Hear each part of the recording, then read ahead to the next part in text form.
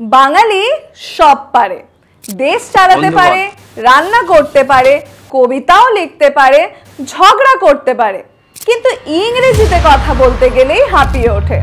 কেন?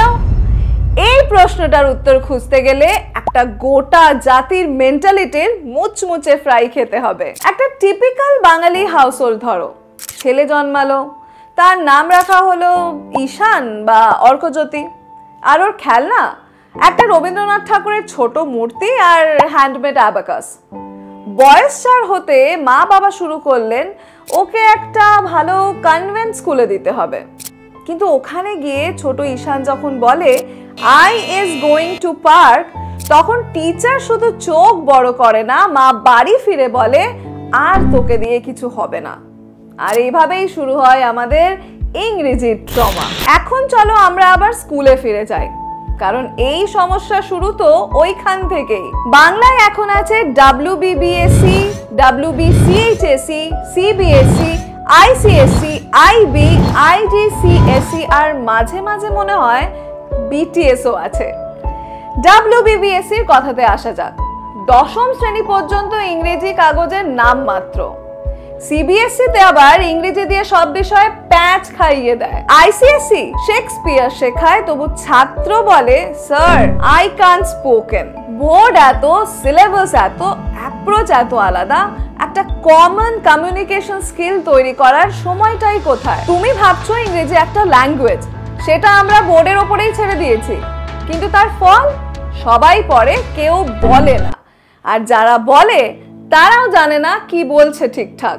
আমাদের শিক্ষা ব্যবস্থা ইংরেজি শেখায় না, ইংরেজির পরীক্ষা নেয়। প্রেজেন্ট কন্টিনিউয়াস টেন্স মুখস্থ, but when the teacher asks how are you today, মুখ খোলে না। গ্রামার শেখানো হয় subject plus verb plus object, কিন্তু কিভাবে একটা সেন্টেন্স বলতে হয় সেটা কেউ শেখায় না।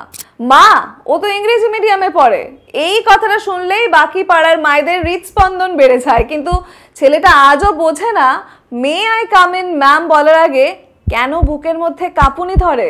বাঙালি বলতেই প্রথমে যা আসে ইন্টেলেকচুয়াল, থিয়েটার, কবিতা, ভাবনা, কিন্তু গ্লোবাল কমিউনিকেশন এটা তো আবার অন্যদের কাজ। আমরা ডিবেট করতে পারি কান্ট বনাম হেগেল, কিন্তু জব ইন্টারভিউয়ে টেল মি অ্যাবাউট ইয়োরসেলফে আটকে যাই। আমাদের কাছে ইংরেজি হচ্ছে স্টেটাসের ল্যাঙ্গুয়েজ, নট সার্ভাইভালের। আমরা ভাবি ভালো ইংরেজি মানে বড় লোক, আর ভুল ইংরেজি মানেই লজ্জা, আর এই লজ্জাটাই আমাদের ঠেকিয়ে রাখে। একদিন ছিল যখন বাঙালিরাই ছিল ইংরেজির অগ্রদূত। ব্রিটিশ এম্পায়ারের শুরুতে কলকাতা মানে ছিল শিক্ষার এপিসেন্টার। রাজা রামমোহন, ঈশ্বরচন্দ্র বিদ্যাসাগর এরা সবাই তো ইংরেজি জানতেন, but used it to impair Bengali thinking. কিন্তু এরপরে কি হলো? স্বাধীনতা এলো, ভারত ভাগ হলো, আর দুই বাংলার পথ দুই দিকে ঘুরে গেল। পূর্ব বাংলার বাঙালিরা সার্ভাইভালের জন্য ইংরেজি ধরলো, আর পশ্চিম বাংলার বাঙালিরা ভাবলো আমরা তো কালচারের ক্যাপিটাল, আমাদের ইংরেজি লাগবে না। এভাবেই একসময় যে ভাষা ছিল আত্ম উন্নয়নের হাতিয়ার, সেটা হয়ে গেল এলিটিজমের প্রতীক, আর বাঙালি সরে এলো ধীরে ধীরে। সব থেকে মজার ব্যাপার, একদিকে বাঙালি IIT পড়ে, AI বানায়, আর অন্যদিকে সুইগি ডেলিভারির ফোন এলে বলে হ্যালো সরি রং নাম্বার। যারা শেক্সপিয়ার পড়ে তারাই কাস্টমার কেয়ারে ইংরেজি শুনলে ফোন কেটে দেয়। এই এত সমস্যার কিন্তু একটাই সলিউশন আছে, একমাত্র সলিউশন, প্র্যাকটিস। না স্পোকেন ইংলিশ ক্লাস, না মোটিভেশনাল ভিডিও, না অ্যাকচুয়াল রিয়েল লাইফ ইউজেজ। ভুল হোক, চলতে থাকুক, লোকে হাসবে, হাসতে থাকুক, কিন্তু তুমি একদিন ঠিক বলবেই yes I speak English and proudly Bengali too. তাহলে কি করব?